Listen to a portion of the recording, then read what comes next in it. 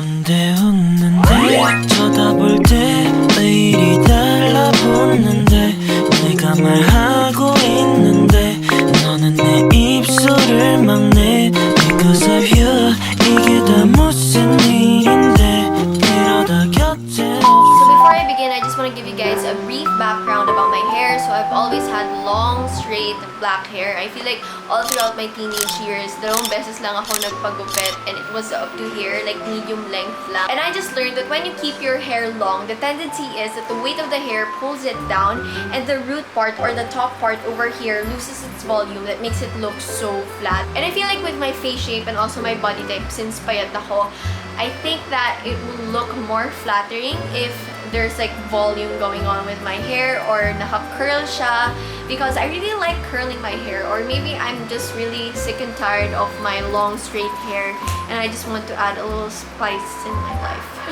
Anyway, so today I'm gonna get a Korean hair perm and I'm gonna show you guys what salon did I go to, how much was it, how did I manage it, and what are the products that I use to maintain it. So the place that I went to is called Chic Salon and it is located at Annapolis, Green Hills, San Juan City, located in Metro Manila. When I arrived in the salon, it was time for consultation. It was done by Selena Choi herself, the owner of the salon, and she is the freaking best, you guys. I feel like she's the only person that I trust when it comes to Korean hair perm. Do you want it to maintain the length? Yeah. Okay, and then? And then I just cut this by myself. So These are curtain bangs. Okay.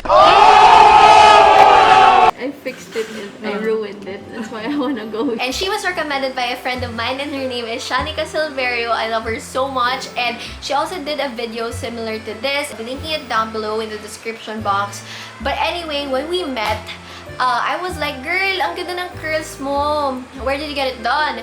And she was like, girl, sa Chic Salon lang. And it was super, super affordable. And when she said the price, I was so mind blown. Because usually, ang price ng Korean hair perm for my hair length, nasa 16K, ganon, 24K. And I'm not the biggest fan of the perm na, alam niyo yung halatang perm talaga. But hers looked really natural. So I was like, I need to book ASAP. And you can only go and set an appointment there through booking.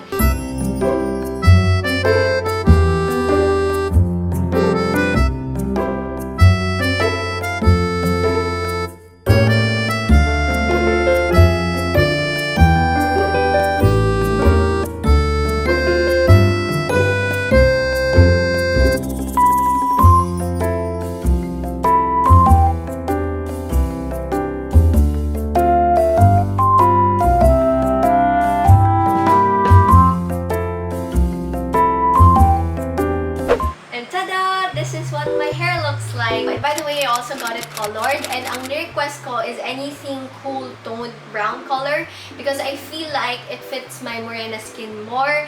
So we had to do 2 sessions in order to achieve that because my hair was super black and I didn't want to bleach my hair, and she didn't recommend to bleach my hair. So what she did was she colored it on the first session with a light brown color, and then on the second session, dun niya lang nilagyan ng ash brown color.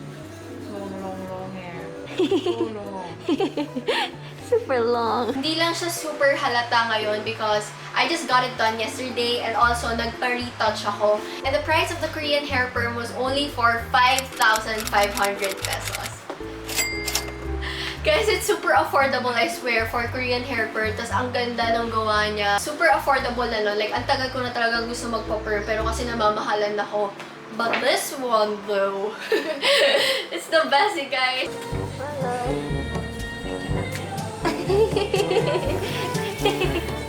Yeah. Hi, Selena. Welcome to Selena's vlog. Yeah.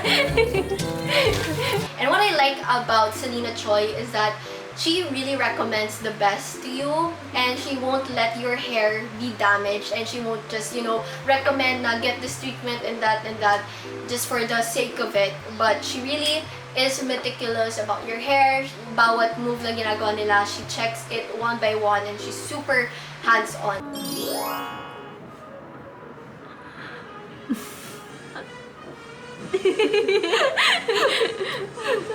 Yeah, okay. Done. Thank you. And And I use 3 products in order to maintain this type of hair. And Selena told me that there's no particular shampoo or conditioner that she recommends in order to maintain this type of hair. Just stick to the ones that you are used to or parang yung ginagamit ko na daw ngayon. So, I stick to my favorite cream silk conditioner. And by the way, ito talaga yung ginagamit ko like before getting a hair perm and ever since I was in elementary. Like the OG knows. Feeling ko halos lahat tayo. Ito rin yung conditioner natin growing up. And it's this famous Heart Evangelista cream silk bottle na fuchsia pink. Ito talaga yung pinaka-OG ko. And since I told you guys a while ago na I grew up with long straight hair, a lot of people are asking me what's my secret, and my secret is really, conditioning your hair every day. And they released the newest Cream Silk Ultimate Reborn Tri Oleo Conditioner, and this one just got better because it's infused with 3 nourishing oils, namely the argan oil for strengthening your hair, rose hip for smoothing your hair, and also marula oil for moisturizing your hair. I use the damage control variant since it went through a lot kasi pina-color ko, pina-treatment ko, and also pina-perm ko pa. So, sabay-sabay. So, just to prevent damage, I use this variant. And it's also available in different types of variants to address different hair types and also hair issues. Ito yung ginagamit ko nung long hair ako. This was the Standout Straight, Dry Rescue, Hair Fall Defense, Long and Luscious, and the Damage Control one. It's also available on Shopee and Lazada. So, if you want to shop, just check out the description box below. There's a link over there. And up next would be these 2 products that I use for moisturizing my hair. And I got this mismo sa salon ni Selena. And I don't know if you can get this in other stores, but you can visit her salon if ever you want to purchase this as well. I use this when my hair is damp, like after ko maligo, ito agad yung ilalagay ko. I use this product called Curl Up, and I apply this whenever tuyo na yung hair ko after shower. Or you could also apply it when your hair is wet. And I use this Curl Up product for like styling my hair. And hindi siya yung malagkit na feeling na parang feeling mo hairspray. Hindi siya ganun, guys. And I feel like if you want your curls to last longer, you always have to moisturize it. So this is what my hair looks like after showering. And as you can see, mas noticeable yung curls pagbasa talaga. And what I do is, binababad ko yung conditioner for like 3 to 5 minutes, at least 3 minutes. And while binababad ko yung conditioner, that's when I finger comb.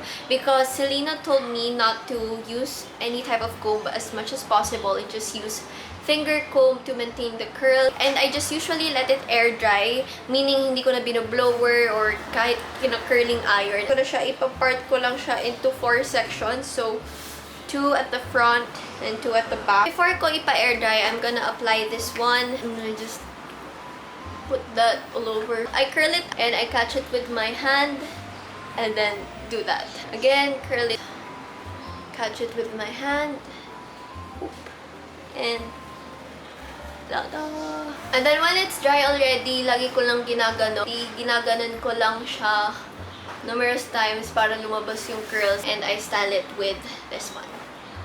She's a Mona Lisa. Everyone's lining up to see her. There must be something about her features. You'll find her beauty goes much deeper once you get to meet her. You see her walking down the boulevard. She got the posture of a superstar.